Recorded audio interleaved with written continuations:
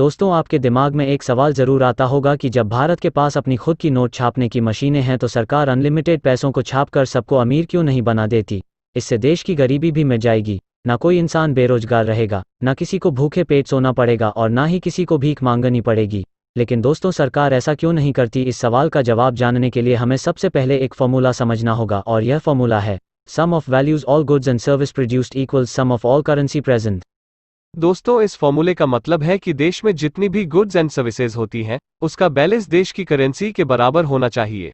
इन दोनों को एक बैलेंस बनाकर चलना पड़ता है। ऐसा नहीं कि दोनों में से कोई भी एक ज्यादा या कम हो।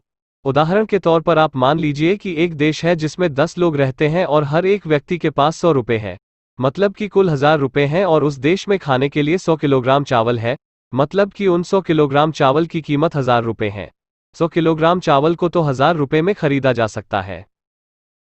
दोस्तों, सरकार जितने अधिक नोट छापेगी, देश में उतनी ही महंगाई बढ़ जाएगी। हर एक इंसान के पास अधिक पैसा हो जाएगा, जिससे खरीदने की क्षमता बढ़ जाएगी और गुड्स एंड सर्विसेज रेट भी बढ़ जाएंगे। इस पूरी कंडीशन को हम इन्फ्लेशन कहते हैं।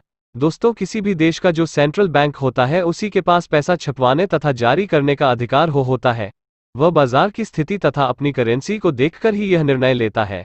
भारत का सेंट्रल बैंक आरबीआई यानी रिजर्व बैंक ऑफ इंडिया है। आरबीआई नोट प्रिंटिंग का काम करती है और आरबीआई नियम के तहत यह काम करती है, जिसको एमआरएस कहते हैं, यानी मिनिमम रिजर्व सिस्टम। दोस्तों, मिनिमम रिजर्व सिस्टम का मतलब होता है कि आरबीआई एक बार में 200 करोड़ रुपए के नोट छाप सकती है। आरबीआई जब 200 करोड़ रुपए के नोट छापेगी तो इसका मतलब है कि हमारी अर्थव्यवस्था में 200 करोड़ रुपए आ जाएंगे।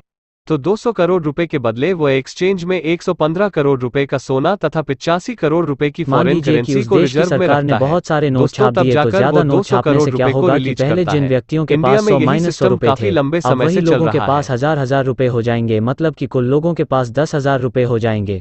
तो दोस्तों, आप देख सकते हैं कि जिस रेशो में पैसे छापे गए, उसी रेशो में सामान की कीमतें भी बढ़ गई। मतलब पहले वही 100 किलोग्राम चावल 1000 रुपए में आ जाते थे, लेकिन अब वही 10,000 प्रति 100 किलोग्राम हो गए। इसी तरह के और जानकारी पाने के लिए वीडियो को लाइक और चैनल को सब्सक्राइब जरूर करें।